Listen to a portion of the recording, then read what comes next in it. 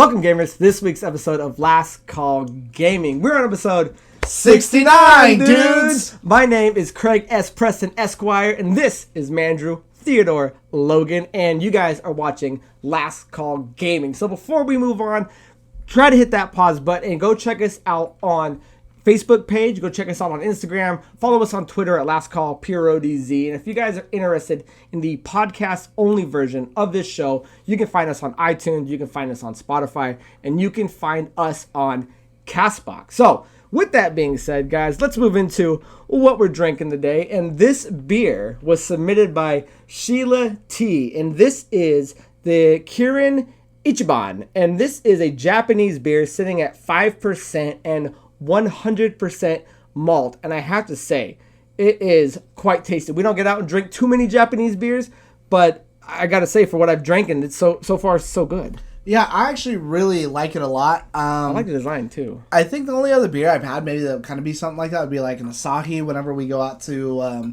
like the steakhouse Samurai or Steakhouse? that place that's underground over there across the river, the like Japanese thing there or whatever. Maki Maki or something like that? Whatever it's called. Is. But no, it's actually really, really good. It's been one of the better beers that we've had lately, so I'm actually really enjoying it. Yeah, it's got a crisp taste. It's bubbly, and it's a little thick, but it's smooth going down. So Sheila T, thank you for the recommendation, because she asked us if we drink Japanese beer, and I'm like, hey, it's last call, baby. We'll drink whatever. And luckily, I was able to find it at Jeff's River Market. Oh, nice. They had it in stock, so so far, so good.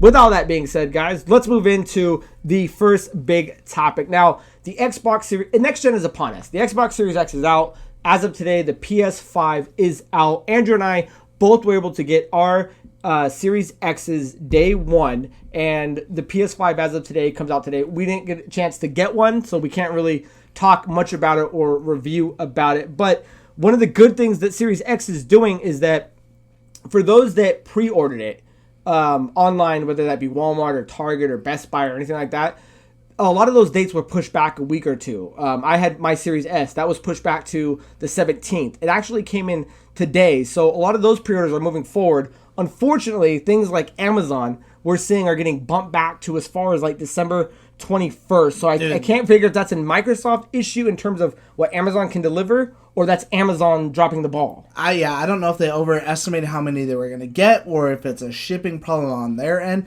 I don't imagine it's a Microsoft issue because they would have already provided the orders. That's what I thought. So it sounds like it would be a shipping thing. But yeah, there have been some people who are getting notices saying, you know, sorry, we're not sure when you're going to get your console. We have no update, but it should be no later than this date. And it's like the end of December. And I was like, damn, like that sucks. Like I would never order a big console for something like that. But realistically, I don't ever order big consoles online. I just go to GameStop and I do it in person so that way I can pick it up in person.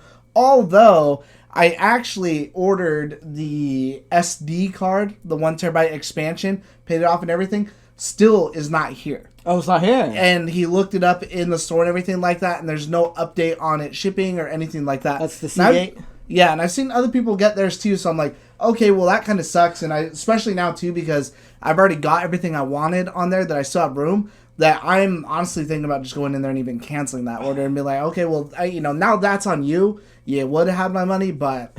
but you done lost it. So peripherals are one thing, and of course, pre-orders are known to be, hit or miss. And it's unfortunate that Amazon, who I think most people thought that'd be the place to go to, got kind of screwed, where Walmart was actually pumping them out early. Like I said, mine was supposed to be on the 17th. It came out on the 12th. My brother got his yesterday, and people were getting them as early as a week or 2 or 3 in advance, and they let out a tweet saying it's perfectly fine to boot them up. You can start playing them. Any game you might play that's like Assassin's Creed might need a day one update, but the console's ready to go. Yeah, and I did want to note too that on those Amazon orders, I know that they did put up like second and third wave batches of when people could order them, but it wasn't just those people getting that notice. It was actually people that got it like day one, the second it went live, like that very first wave when it instantly sold out. So it's not just like, okay, I was on the 4th batch, they overestimated whatever, and maybe something didn't get delivered. It's literally people who were there like day one, still not getting it. Yeah, so let's move into... Pissed. Yeah, I would cancel it at this point. I would cancel it and then just wait and get it at a later time, because that's just infuriating news. So We've actually been playing it, though, so we don't mean to rub salt and wounds if you did not get yours, but we have ours. We've been playing it, and I got to say, the system is a beaut. Not only is it not as big as I think a lot of people were expecting it to be, but it's running so fast, and it as fast as it's running, you don't hear a peep out of this thing. No, it's like crazy quiet. It's definitely quieter than what my One X was. Right. And that thing wasn't loud, but every now and then I could hear it like kind of churning in there a little bit. But no, this thing has not made a sound since I got it. Super easy to connect. Actually, I think my favorite thing that I was able to do, because I hate when you get a new console, like when I bought my X, I had to you got to find every game you want and re-download it, whatever. That this one, as long as you had your old console connected to your internet, you could share up a screen and it would say what games you want from your old console, and it will just start downloading them automatically for you out of the list. And so after I went through and did that, it actually, instead of downloading it straight from like Microsoft servers or wherever it is, it's sharing it over the network and downloading it from your other console. And I actually felt like it was really quick. Yeah, I felt like it went, because we have a lot of games on our stuff. And so I have a ton. It ran really fast and it went really smooth, and that's just a really cool feature. I think PS5 might have a similar feature, only it's maybe a little diluted. I think there's like 3 different ways you can do it with like a cable or something. But the fact that it ran that fast, that quickly is awesome. The better thing is that not only is the UI same, so if you have an Xbox One X, right, they kind of geared you up for what it's going to start looking like, but we've got to talk about how fast this thing plays and how fast this thing does quick resume, because those are the 2 main topics to discuss purchasing the next gen. Because one of the big things was,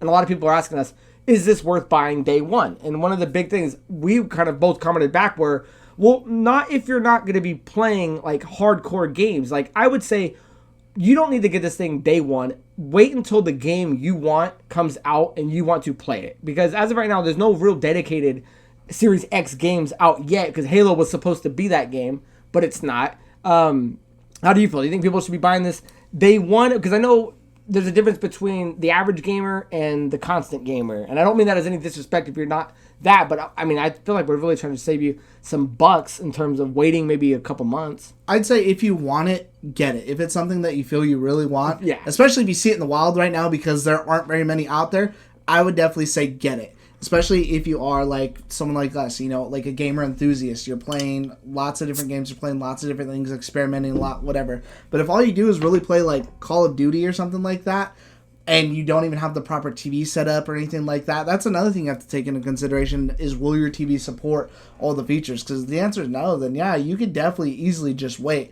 I will say, however, moving to this, it's hard for me to think about going back with stuff like you're saying, with how fast everything's loading up, how fast quick resume is, like going back into a game. I went home earlier just to grab Yakuza, but I just turned it on again just to see if it'd still be on there, and it put me right back in. It took literally like 2 seconds for it to get right into the game, versus first world problem, the 15 seconds it takes to initially load up and do whatever, which still isn't fast, but it was just crazy. And I can't imagine going back to having to sit there, wait for loading times and whatever. And again, it's all first world problems. Like, you know, you could sit there and easily wait for whatever, but yeah, one of the things I kind of wanted to point out is that if you are playing this thing, because there's two different, the difference between Andrew and I when we play games, I like to lock in, because I picked up, and we'll talk about this in a bit, I picked up Assassin's Creed Valhalla, Andrew picked up the new Yakuza game, and when I get play, I like warping myself into it. And if anyone's played an Assassin's Creed game, you'll know that when you go to like load a screen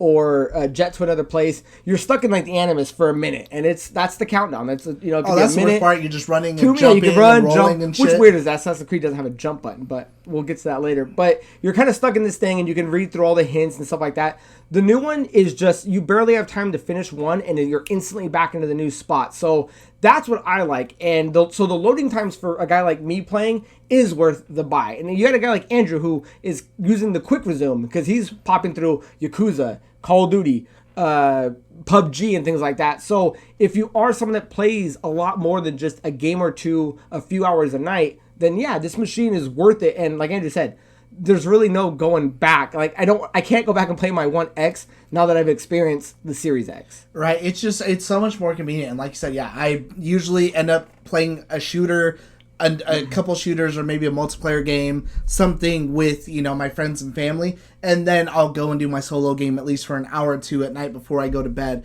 And just being able to pop right back in there, it's so convenient. Like, it's literally... I didn't really think it would be that big a deal until you experience it. Right. So, we kind of talked about how it looks on first impression, but Andrew and I have both been playing games, so let's get into a little bit of what we've seen now that with the new box, with some of the new games. So, I've been playing... Oh, actually, let's start with you. You've been playing Yakuza, because I know I played a little more of Assassin's Creed than you've played with Yakuza. So, what's your initial response with Yakuza? Was it Enter the Dragon? Like a Dragon? Like a Dragon. Like a Dragon. Yeah, I'm actually really loving it. It's, again, that classic Yakuza. It's got all the feeling of it. You're playing as a different character, actually. His name is Ichiban, like this beer. Most likely after it. You're not playing as Kiryu. And so at first I was like, man, I kind of really like him a lot, especially coming off the other three. But I'm really loving this character so far. It's, I think, an actually really good looking game. And I don't know if it's because of the new console or maybe the game itself just actually looks that good. Right. I actually think it looks great. But most importantly is they've switched it up to where it's not really kind of like that beat 'em up brawler anymore. It's actually an RPG now. And I actually really like it. I think it's fun. It's different. I haven't had to grind anything out. I'm only about 2 hours or so in. The story's still there. Everything's there. I like going through and playing with everything. There's lots of different moves and different enemy varieties and everything. It's really good so far, and I'm really enjoying it. And I can't wait to just get more in there. Oh, nice! I can't wait. What's the projected time frame for that game? Is it still going to be 15, 20? I think it's usually 15, 20 to beat it, but then you spend all the extra time doing all the other stuff. And coming off of 2, I just beat all the sub stories and side quests and stuff. That I will probably do that for this one too. Nice. So, anything else with that? No. So, I've been diving in, and these are both day one games. So, if you guys got the Series X, you can be at that day one, and you can get Assassin's Creed Valhalla day one. This game is X optimized too. I like that when you go through the menus and stuff, X on it tells you which games are optimized for it. So. Yeah. So Valhalla's just as what you would think. It's another Assassin's Creed game, but I wanted to address this because one of the questions I had my buddy Jack on Instagram write us, and he goes, I tried it 10 years ago. It wasn't my cup of tea. Is the game still just jump up on a thing, do the eagle eye view, do assassin missions, rinse and repeat? And I was like, kind of, because the Assassin's Creed game they still have a certain foundation to all be Assassin's Creed games, but the difference is, especially in the last 3, that soft reboot they did with Odyssey and Origins, is that they've turned from 20-30 hour games of narrative play to these big open world action RPGs, and that's kind of where this one shines, because we both played Origins, we both played Odyssey, and I gotta say I'm about 20 hours into Valhalla. And it's just a better game. And not only does it look good, I was a little skeptical because in the beginning, when you're in kind of Norway and it's icy and dark, I was like, well, this game doesn't really look next gen. But as soon as you go to England and you start seeing all the colors and all that stuff, the game pops. And I got to say, it looks fantastic. Now, so far, really quick. Yeah. Do you feel like you're liking it more than you did Odyssey or Origins? Yeah. Because again, at first I didn't, but now that I'm playing it, there's just more to do that's... It's hard to explain because the other games were kind of based on open sea travel. If you wanted to get to a new place, you had to get in your big ass boat and you had to go there, and doing that took time. They've kind of eliminated that aspect. There is no more big boat crossing. If you want to jump from continent to continent, you just go to the Atlas, hit it, and you can go from England and you go straight to Norway. And again, with loading time in the Series X, it's instantly it's 2 seconds and I'm back in and I'm playing. Where I was say actually I meant to mention that with my Yakuza. I showed him is there are loading screens that show up, but it's literally 1 second. Oh yeah, he was showing me. I didn't even read it. I thought he skipped it. Yeah, no, you can't even read what it says. I'm like, okay, well, whatever. Yeah, so the game moves quickly, and what they've kind of added from what the old games, Jack, to answer your question, is they've done a lot more in terms of focusing on what else can you do in this action RPG? Think of it kind of like they've moved into a way of a Witcher, or maybe kind of a Red Dead, or even an Elder Scrolls. It's not just Ezio trying to kill these different guys. What you're doing now is you're moving into building a fort, building up your team, building up your raids. You can play this game and not just do the storyline. You can go lose yourself in this thing. So I think kind of the big difference is is that a pro or a con? A lot of people liked Assassin's Creed, the originals, for being 20, 30-hour games. Well, now they're pushing 50, 60, 70. And I guess to each their own. So is Assassin's Creed worth it for anybody that wants to check it out? If you want to spend a lot of time on this game. So far, I'm loving it. There's they kind of changed the gear drop. You don't just pick up random swords every time you kill somebody. You get a few weapons. I've only had maybe 6 weapons. But their concept is like they want you to build it up. They want you to upgrade it. They want you to feel like what you have is worth something. So they've changed the boat driving too. Instead of going across continent, is kind of these rivers that you go up and down and do raids and things like that. So yes, is it still do eagle eye, scout everything out, kill people, and rinse and repeat? Yeah, but there's so much more to it now. So, and if you're a fan of the other ones, there's so many quests like kill all the big beasts and stuff like that. You can go fishing. So it's turned into a much bigger game, and Ubisoft, I think, has definitely put their foot on the ground, saying, we're gonna make Assassin's Creed. We know what it once was, but this is what it's becoming. And after playing the original 2 reboots, this game is actually quite nice, and I can't wait. And I still have so much more of the map to play. Did you go guy or girl? Guy. But I mean, I don't think it's a spoiler. You can choose guy, you can choose girl, or you can choose an app, because what it's doing is it's conflicting between timelines. You can do an option that lets you play certain things as a guy and certain things as a girl, because they're trying to find the best timeline that they can find. So to each their own. I think I'll probably go with the girl. I went with the girl on Odyssey, and I thought Cassandra was far better than Alexios. Well, voice acting for sure. Yeah. So the game is fantastic. I highly suggest if you have a Series X, and I doubt anyone that has a Series X doesn't already have Valhalla, because it was just a day oneer. The game runs fantastic. I had a little issues in the beginning trying to load it. Same thing with Yakuza. I kind of had a couple issues with the Xbox Series X loading some games. All it took was unplugging it, plugging it back in, resetting the console, and again, it boots up so fast that it was good to go. Yeah, it's pretty weird, because I haven't had any issues with mine yet. So. Nothing. Look at you. All right. Oh, if I could think of one thing is when you set yours up, did you set it up with a phone? No, I skipped it. I had Gino and Chet here, and everything was just going wrong when I was trying to set things up. I was trying to turn my One X on to do the transfer, to do all things. I was like, So I just went back to the controller and just did everything. It wouldn't let me do it with the phone. It kept saying my code doesn't match, even though it's the same code. Yeah, because that is cool. You can set up your Series X with your account from your phone. So that was actually pretty cool. So anything else on that? I don't think so. No, not really. Again, this console, I mean, there's games out there for it. It does make some of them slightly better. But again, it's not... I don't think either console is a must-buy day one. Because I think PlayStation really only had... that Astro Room and then Demon Souls really would be the 2 big ones, even though as much as I love Dark Souls and anything from Software, even though this is done by Bluepoint. But unless that's your thing, I probably would have bought a PlayStation just for Demon Souls. Ooh, I know you are. But I wasn't going to go stand out in line for that. I was like, nah. Yeah, we'll catch that in January where the bounty is plentiful. So let's move on into riffing it up. And Andrew, why don't you riff us off first? Why don't you rip me off a piece of that Kit Kat bar? Yeah. My first one is actually going to be about Square Enix. They recently just posted that they had lost $62 million in the last quarter is what they were down. A lot of people think it's due to the Avengers release because that game only sold about they didn't put out any numbers, but word is that it is actually only 60% of the volume. Now that story is like a week or two old, but what's even more into it, and we had seen a little bit of this before, is that player count on Steam PC has been dropping. Right now, it's actually down 96%, and this is coming from Gaming Bolt. You can easily go look up and see what Steam results and how many people are, but there's only 1,190 people playing, and we've already had stories coming out saying that people are already having matchmaking issues and everything with trying to find other players. And I just gotta say, that sucks for them, but that game also sucked. That game should have been delayed or just not made. Couple different things.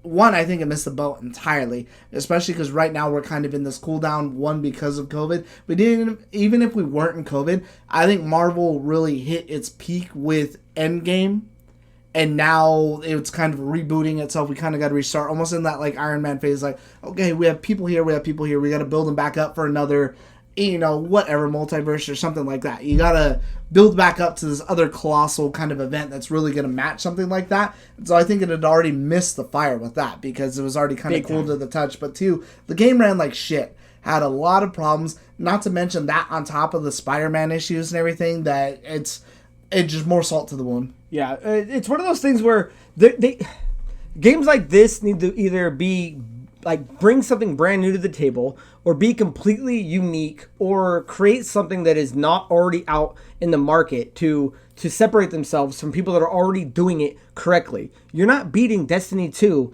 as a shooter, a pick 'em up, a looter grab. This game tried to pick apart a couple things from different genres, put them into one, and didn't do any of it right. And I think what they tried to focus on versus what they lacked was the opposite. They should have just focused on a narrative campaign, which, if you talk to anyone that played it, was the best part of the game. I like that. And drop the whole online thing. And instead of making it a 20-hour campaign, focus into a 30 or something like that. Make it a bigger thing because there's already too big of players doing the slice that they want. And the fact that, 96% of the player base is gone just goes to show that, like, there's no support with this. It's the same thing that happened with, like, Anthem. If you're not bringing something new to the table and you're not replacing anything just as good, then what are you there for? It's exactly what we were talking about on last week's episode. Like, if the game's garbage up front, there's no point in the roadmap. Why would I wait and stick around for anything else to get better? Yeah, I think it's fair for Square Enix and I think Crystal Dynamics to do it because we can only move forward if people take chances. And they took a big chance on something they thought was going to succeed. And initially, it looked good because it sold quite well. But I think that we're finally getting to the point where even licensed IPs like Avenger games are like not doomed to be good. It's the same as like movies.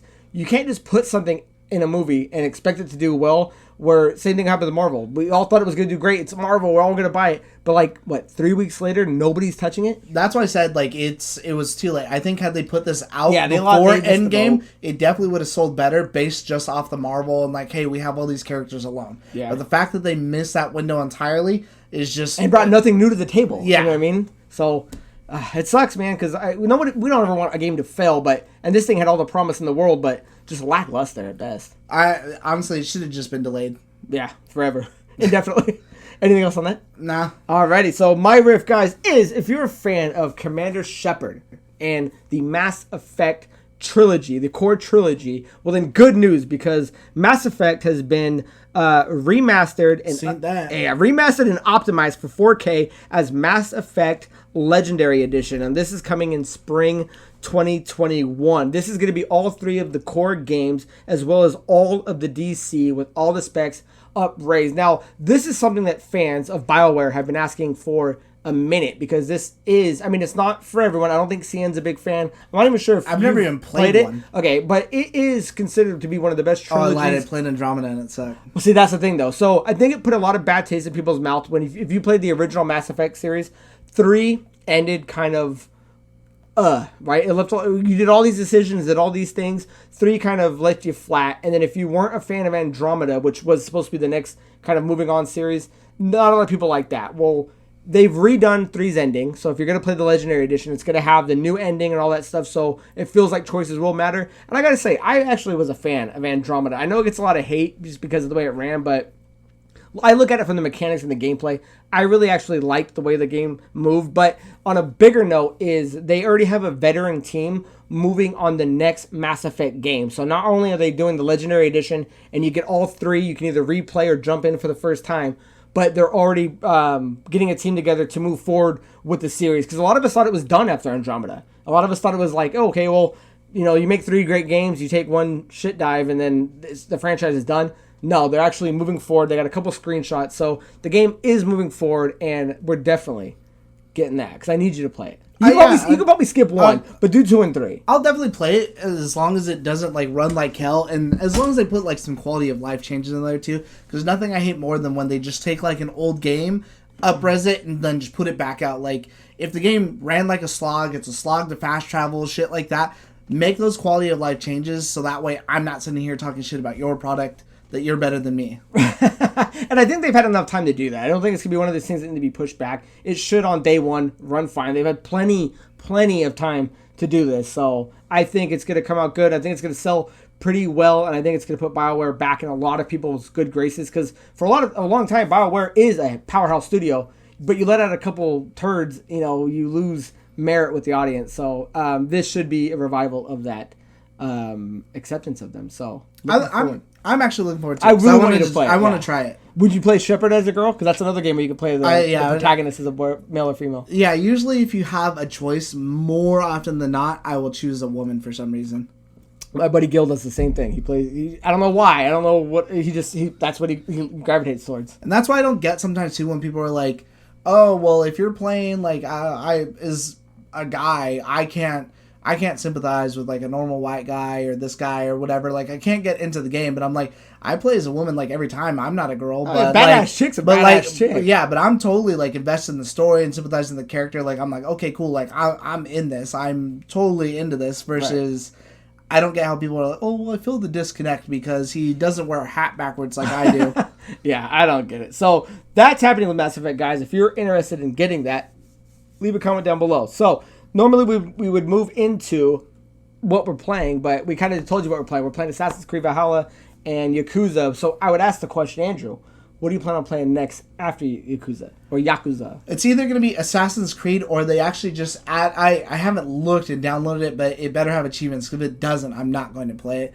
That game Bright Memory, which was kind of the Titanfall looking, like the shooter with like the blade and stuff like that too, that actually looked pretty cool. It looked very interesting, and I meant to download that last night, but I didn't. What's the projected date for that? Do you know? Is it supposed to be this month? I thought it was already on there. Oh, because I know Gears Tactics keeps screwing me. I keep thinking that it's on there, but it's like, I think now it's on there. But for like 2 weeks, I kept thinking it was on there. I'm like, oh, you're too early. Yeah, no, Tactics is on there now, I think, as far as I know. But no, I'm pretty sure it said to download now and go ahead and start it up. But I like Googled earlier too. I was like, all right, cool, Bright Memory achievements, and I didn't see anything, and so I was like, okay, well, I'll have to check it out when I get home, because otherwise, once I install it, if there's nothing, which is how spoiled I am with achievements, I'll just uninstall it. Oh, it could be fucking 10 out of 10 game of the year, and I won't play it if there's not an achievement. Yeah, if there's not some sort of in-game bonus for it. I think I'm gonna jump to. Well, hold on, I didn't ask you. What would you like to play next? I'm jumping the fork there. I would think, because Black Friday, there's supposed to be a 30% or 50% discount on Watch Dogs Legions. Yeah. I think that's going to be the next game I want to play up until and if whenever Cyberpunk comes out. I do kind of want to throw out, I feel like, again, people have made this mistake. I forgot what came out around the same time as Battlefield 5, but it kind of seemed like EA just kind of like shit it out. Was it Titanfall? 2 maybe, yeah, I believe so, that they were like really close, like back to back. But again, same thing with this on the Ubisoft, that I don't hear anybody talking about Watch Dogs Legion, and that game just came out, and it's more about Assassin's Creed. So I don't know why they had those two games coming out back to back, because whether that game's going to be good or not is irrelevant when you have something that is a Colossus juggernaut like Assassin's Creed right there on the horizon. Well, Watch Dogs Legion's been out since like October 28th, so it's been out for a minute before Assassin's Creed. And no one's talking about it. I know, but no one was talking about it after it came out. I'll give it the time of day if we're splitting it at $30. And then we're splitting that in half. Yeah. If it's a $15 game, I'll give it a try. Yeah, because I definitely got to give it a review if it's bad or good. And I'm a fan of 1 and 2, so. Yeah, no, we'll definitely play it for sure. But again, I think that's part of that game's problem too. And what you might see a little bit later on in that year is they put those two out way too close together. Yeah. And with on top of the fact that I think Immortals Phoenix Rising was originally slated for like December. So you would have had just 3 games back to back to back that it was just way too much together. Yeah, there's so many games that got pushed back. It's. I'm glad that game got delayed further. Well, a couple of them warrant it, but some other ones are just like, why is that getting pushed back? This game's this big compared to like these games. So, yeah. I don't know. So, anything else you want to add on Riffs or earlier conversation? No, weren't we supposed to give something away or something? No, we got to go into video game questions of the week first. First. I actually forgot about that. Did you forget about questions? Hey, we gotta give questions where questions is due. And the first question, guys, comes from Justin Cash, #NextGen. Do you think Microsoft will make any Bethesda games Series X/PC exclusives? Yes. I think they would have to. I would say it would be all new IP. I think anything that's currently running that's on PS, anything like that, I don't think Skyrim's going to be exclusive. I don't think... or what else did they have that was the big one that people were freaking out about? Oh, the not StarCraft. Why is that Starfield?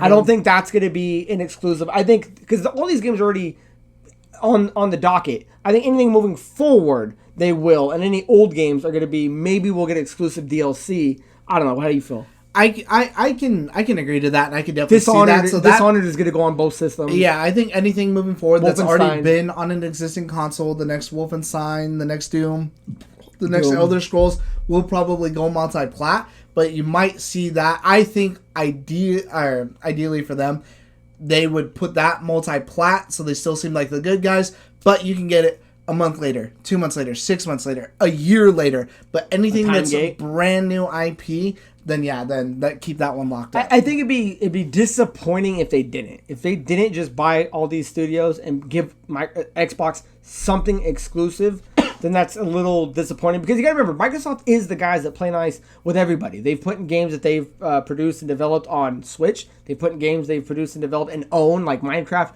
on PlayStation. They're not gatekeepers. They're not trying to block anyone out. They want to make money, and they want to put it on everything. But they also understand why PlayStation 4 did so great is it had the best outside of Nintendo. You know, if we're comparing PlayStation and Xbox, it blew them out of water with exclusives. God of War, Horizon, Detroit, all these games you had. Ghost of Tsushima. We just saw today pass the 5 million mark, and that is sold on one console. Yeah, they need something like that. Bethesda is the name that brings that brick power. I don't see it being any of the current titles that are out. I would assume it would be games in the next 2 years. I don't think the next like Doom or Dishonored or something like that. Elder Scrolls would be the one, I think, because that game by itself has that merit. Those other ones, I mean, Doom's not going to sell 5 million units just for being on Xbox. Yeah, I could see them moving a year in advance. Elder Scrolls would. What about? Do they do Elden Rings? They don't do Elden Rings, do they? No, Elden Ring. That's from Software, my friend. Okay, yeah, sorry. Okay, so hope that answers your question. Just in cash, I think in general they're not in the business to lose money and to gate games that are already on other platforms. Just wouldn't make 100% sense. Well, Phil Spencer did come out and say that, again, based off of any numbers, I mean, me and him have already ran the numbers for like the Game Pass and stuff and kind of explained what they would do with whatever, but they don't need to put any of those games on any other console for this deal to be profitable. He says that, but I don't buy any of that bullshit. I don't know. I think they make their money back they make their money back crazy as it is. We already did the numbers for like all the Game Pass subscribers. That's not counting anything else. 7.5 billion is a tough. I mean, you could recoup it, but in how much time? A year? No way they're making 7.5 billion in a year. Keeping games locked behind Xbox. I'd say just off Game Pass alone, probably in 3 years tops. Well, that's a big difference between 1 and 3. Okay, well they could take the hit for 3 years. Well, and that's the thing. Microsoft can afford a lot of these things. So I mean, maybe they can, maybe they can't. They could buy us out. Yeah, right now, please. My guess would be that no, anything that's that Bethesda makes now, Fallout, will all go to the next all platforms. Anything new will be, hopefully, one sticks to just being Microsoft because they need it. PlayStation players will be able to play it as long as they own an Xbox or PC. Right, yeah. So next question comes from Daniel Backstrom, and he says, I'm playing catch-up, watching videos. Hashtag next gen. If you guys could create your own game, what would the title be and what would it be about? I'll let you think about it because I already have mine. I already was on another show, and somebody asked me that same question, and mine would be, if you could take a Nintendo franchise, like all of them, and make it to be kind of like what Kingdom Hearts tried to do and blending in the worlds to where you have a group of party that's all of them to defeat the common enemy. I would love that, but I want it like Kingdom Hearts meets Mario Rabbids. I want the tactile turn-based RPG, but I want like Mario, Donkey Kong, and Link to be the protagonists, and you have like Ganon, Bowser, and King K. Rool be the enemies, and they're taking over the Nintendo world. You call it Nintendo All-Stars, and Nintendo whatever.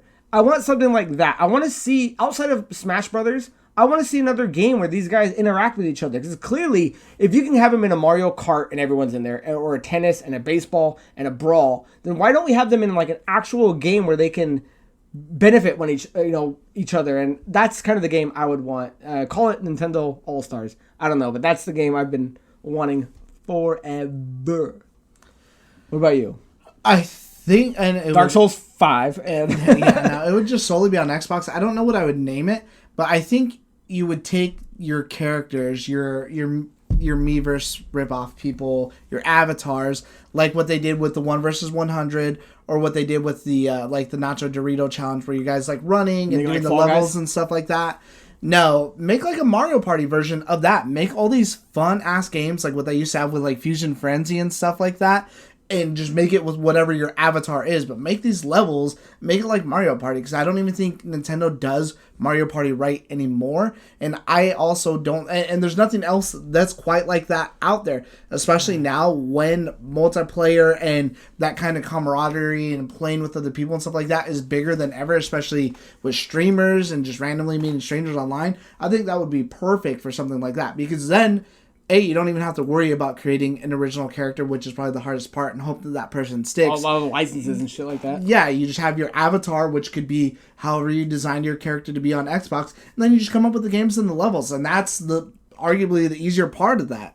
Yeah, brilliant. So, Daniel Backstrom, leave us your game, leave us the explanation, and leave us the title, because... And everybody watching it. Let's title that game for me. I don't know what I call it. Title Andrew's game. Last question comes from, and I hope I pronounce it correctly, Talha Kasim. And he writes, question. I hope it, Kasim.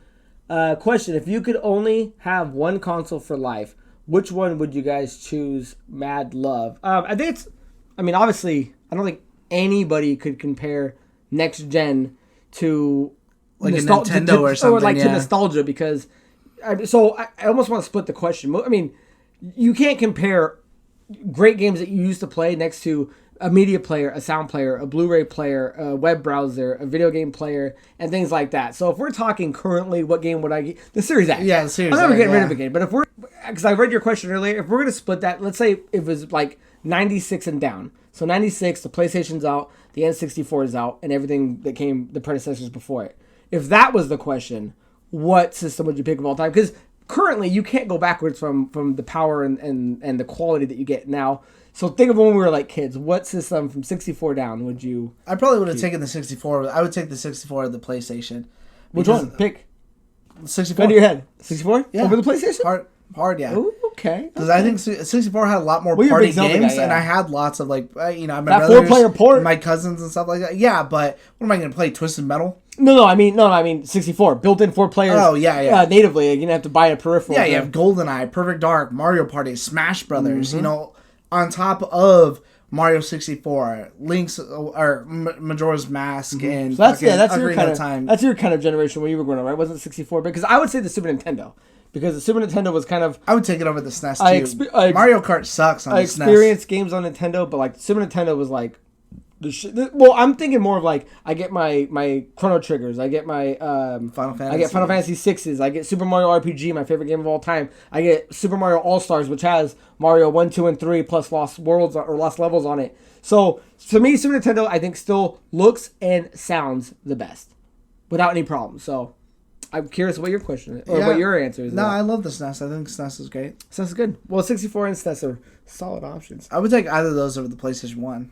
PlayStation 1 was fantastic, but it really shined during the PS2 era. Like, when you finally saw what it was meant to be. I would... Because PS2 came out in 2000, and PS1 came out in, like, 1994. I would maybe take the GameCube over the PS2. I probably would. But then you're not playing any DVDs, you're not playing any CDs. It's all about versatility. I mean, you're stuck to just GameCube games. Yeah, but then I have Smash, Resident Evil 4, every great Mario Party, Mario Kart Double Dash. Hey, you heard it here Super Mario first, Sunshine. GameCube over PlayStation 1. And 2?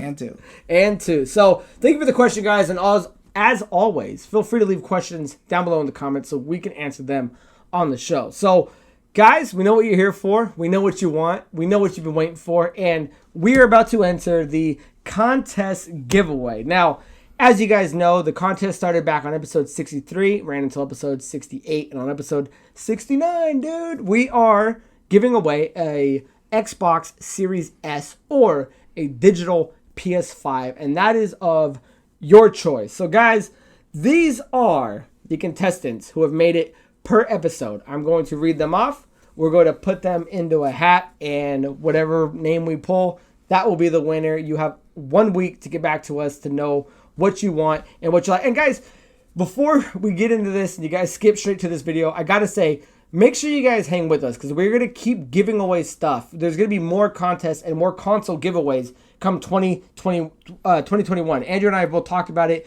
We know there was it kind of depressing how many comments of people you just wanted to give stuff to. Like if I was Mr. Beast or whatever that millionaire dude's name is, I'd buy all you guys a system of your choice. But we're not. So hang in there with us, guys, and move forward because we're gonna give away a lot more things. So episode 63 is, and again, if I pronounce any of these names wrong, I'm sorry. Eddie Abyss, episode 63. Episode 64 is Chai Li Den. Episode 65 is Aguro Leonol. I hope they can see it. I don't know. Episode 66 is Chance Sears. Episode 67 is Connor Malone. And episode 68, guys, is Peck Kursen. Now, there we go. That is all of the contestants that are going to be in the contest, guys. So what we're going to do is we're going to take the hat, we're going to pull one name, and that is going to be the winner of the giveaway. So, here we go. You ready? Shaking it up? Yeah. Shake it. Hey, shake it twice, baby. I'll put a little hand in there, too, so that way you can. Okay. All right. Here we go, guys. And the winner is Connor Malone, episode 67, guys. So, Connor, man, you got a week to get back to us. Don't hesitate on it, and let us know how we need to reach you, how we need to send it to you, and let us know which console you pick. So, congratulations to Connor Malone. And again, guys, more contests are coming, so I hope you guys stay with us. Kudos to Connor Malone, man. Again, I just want to say thank you to everybody who even gives us the time of day more than anything in the world. So, like you said, we're going to be doing more giveaways, so stick around and hopefully you'll get something on the next one. Yeah, so guys, that is the end of this episode. I'm going to go ahead and date this and sign this. You want to sign it? Yeah, what's today's date? The 12th? Today is 11/12, my man. Connor, we're going to sign it for you. If you want to keep the ticket, keep the ticket. I mean, I know it's going straight in the trash, but... Yeah, right? Let's see. Oh, my pen went out. All right, so Connor Malone is the winner, guys. But again, more winners to come. So that is the end of this episode. We super appreciate you guys making it this far with us. And until next time, my name is Craig Perales, and that is Mandrew Montemayor. Cheers.